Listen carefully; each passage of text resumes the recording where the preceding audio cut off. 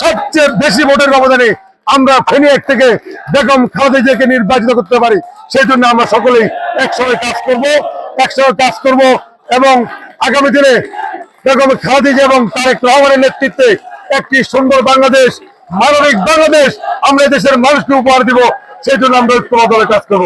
আমাদের অহংকার শুধু ফেনীর না, উনি সারা বাংলাদেশের মানুষের গর্ব। আজকে দীর্ঘদিন পর একটা সুষ্ঠু নির্বাচনের দিকে আমরা এগিয়ে যাচ্ছে বাংলাদেশ। গত 18 সালের নির্বাচন বেগম খালেদা জিয়াকে মিথ্যে মামলা দিয়ে নির্বাচন থেকে দূরে রেখেছে।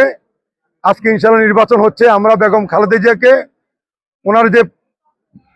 ওনার যে পৈতৃক জন্মভূমি এই ফুলগাজী পরশুরাম ছাগলনাইয়া ফেনী 1 আসন, সেখান থেকে গতকালকে ওনাকে মনোনয়ন দিয়েছেন। আমরা এই ফেনী 1 সর্বস্তরের মানুষের পক্ষ থেকে আমরা দেশনেত্রী বেগম খালেদা জিয়াকে আমরা শুভেচ্ছা জানাচ্ছি, অভিনন্দন জানাচ্ছি। ইনশাল্লাহ আগামী ফেব্রুয়ারি মাসে যে নির্বাচন হবে, সেই নির্বাচনে আমরা সকলে ঐক্যবদ্ধ হবে। বেগম খালেদা জিয়া পূর্বে যেই ভোটের ব্যবধানে জয়লাভ করতেন, আগামী নির্বাচনে তার থেকেও বিপুল ভোটের ব্যবধানে বেগম খালেদা জিয়াকে আমরা এই ফেনী 1 আসন আমরা উপহার দিতে চাই।